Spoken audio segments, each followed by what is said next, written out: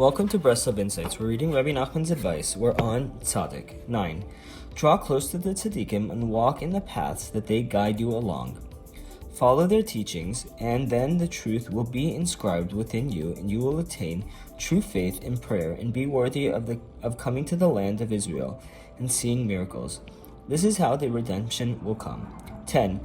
Make the heart of this people fat, and make their eyes heavy, and shut their eyes, unless they, seeing with their eyes, and hearing with their ears, and understanding with their heart, return and be healed.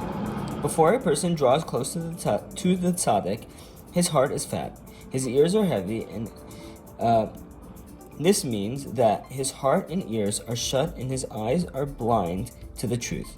He is unable to come to his senses and return to God.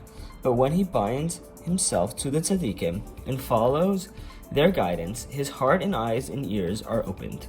He sees and hears and understands the truth and becomes worthy of returning to Hashem. 11. No matter what a person needs or is lacking in life, whether livelihood, health, or anything else, it can only be provided through the help of the true tzaddik and teacher he is attached to. The reason is that the fulfillment of what we are lacking is through sighing and groaning. The sighs of a Jew are very precious, because through them he draws down the spirit of life, and this alone has the power to make up for the deficiencies and provide what is necessary. The source of the spirit of life is the Torah. Therefore, it can be received only through the tzaddik, who is totally bound to the Torah. 12.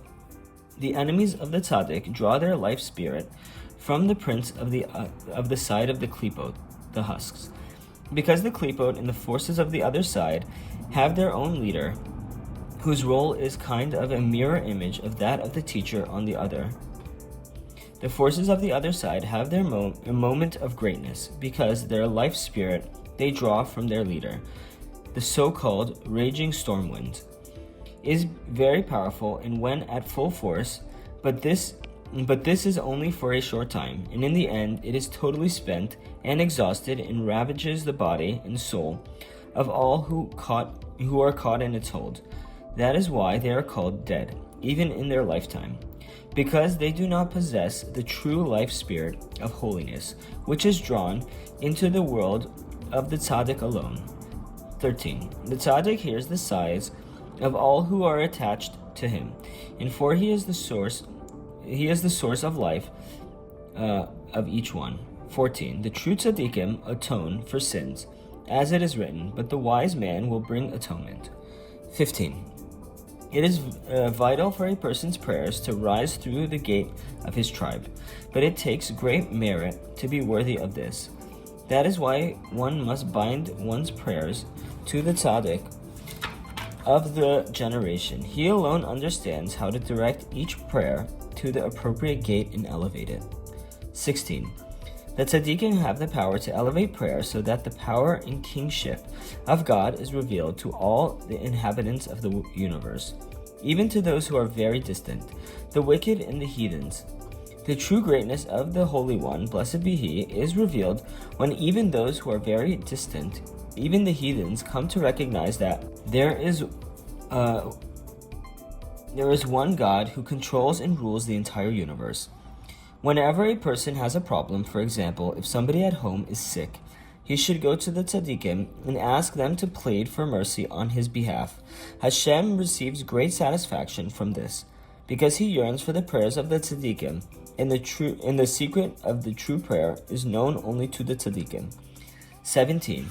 Pride is a form of idolatry, but closeness to the tzaddikim undermines the pride within us and brings us to the perfect faith in Ruach HaKodesh. We literally clap our hands and dance for joy. The harsh judgments are sweetened, and we can attain wisdom, life, length of days, and understanding of both the revealed and the hidden Torah. 18. There are people who are very learned in Torah but speak very disparagingly about the tzaddik.